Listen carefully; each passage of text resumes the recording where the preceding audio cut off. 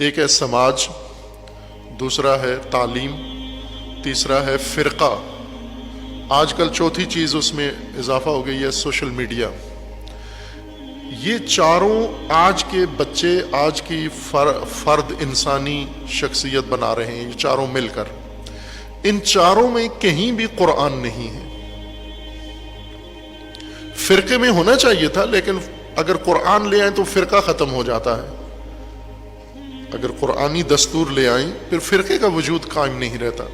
قرآن کو باہر نکالنا پڑتا ہے تاکہ فرقہ بن سکے۔ فرقہ بنتا ہے بزرگوں کے اقوال سے، شخصیات کے محور میں۔ فرقے شخصیت کے محور میں بنتے ہیں، دین اللہ کے محور میں ہوتا ہے۔ دین کا محور اللہ کی ذات ہے، اور اللہ کی طرف جب آئیں تو پھر تو الگ الگ نہیں رہتے، پھر تو سارے ایک ہو جاتے ہیں۔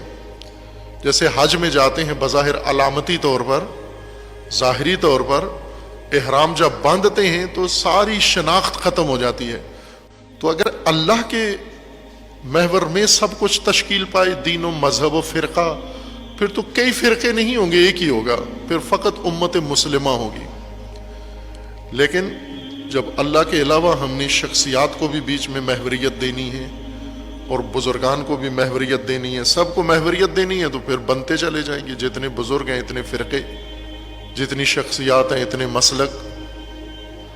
بس فرقوں کی بنیاد قرآن پر نہیں رکھی گئی۔ آپ مطالعہ کر کے تحقیق کر کے دیکھ لیں، پاکستان میں جو رائج فرقے ہیں بڑے، ان میں سے کسی میں سے قرآن تلاش کر کے دیکھیں آپ، کتنا قرآن ان کی تعلیمات کا حصہ ہے۔